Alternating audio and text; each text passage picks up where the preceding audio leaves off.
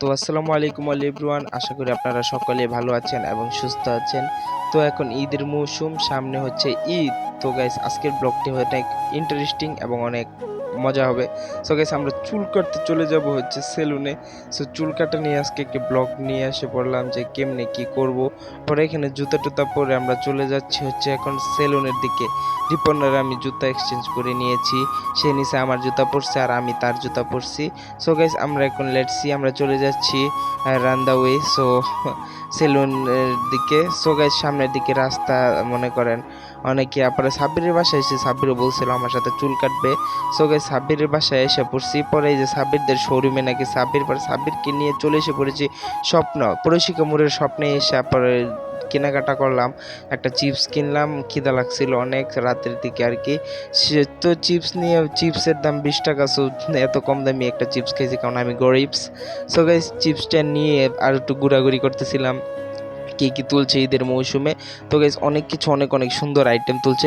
Guys আমরা পরে এসে পড়েছি হচ্ছে সাব্বিরের চুল কাটতে। তো সাবিরের চুল কাটা কিন্তু আমার অনেক সুন্দর লাগতেছে। তো সে বি কাটিং দিছে, তো ওই যে আঙ্কেলটা অনেক যত্ন সহকারে তাকে কেটে দিছে। পরে সাবির বলতেছে ঈদের সময় নাকি মেয়ে ফুটাইব, এই লিগা একটু চন্দন মন্দন মাইরা লইতাছে মুহ। পরে চন্দন মন্দন মারতাছে সুন্দর হওয়ার লাইগা। পরে আমিও দেখতাছি চন্দন কি সুন্দর চন্দন লাগাইতাছে। তো সেলুনে বৈশা বৈশা বোর হয়ে যেতেছিলাম। পরে এখানে রিপনের সাথে বৈশা বৈশা মনে করেন গপ্প সপ্প করতেছিলাম, সেলুনেলা কাকুর সাথে গপ্প করতেছিলাম। তো সাব্বিরের আর কি গার্লফ্রেন্ডের কল আইসা পড়ছে।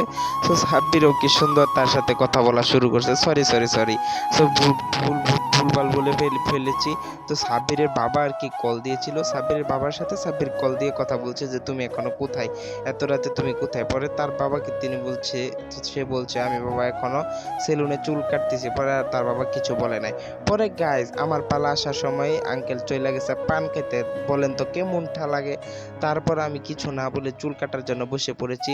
তো গাইজ এই দেখেন সাব্বির আমার ভিডিও করতেছে, এই দেখেন পারতেছে না মুয়ের ভিতরে ঢুকাই দিত। গাইজ এই দেখেন আমার ভিডিওটা কেমনে কেমনে করতেছে। তো গাইজ এই দেখেন আমার চুলটা কাটাকাটি, ঈদের সময় ঈদের মৌসুম, চুল তো কাটতেই হবে।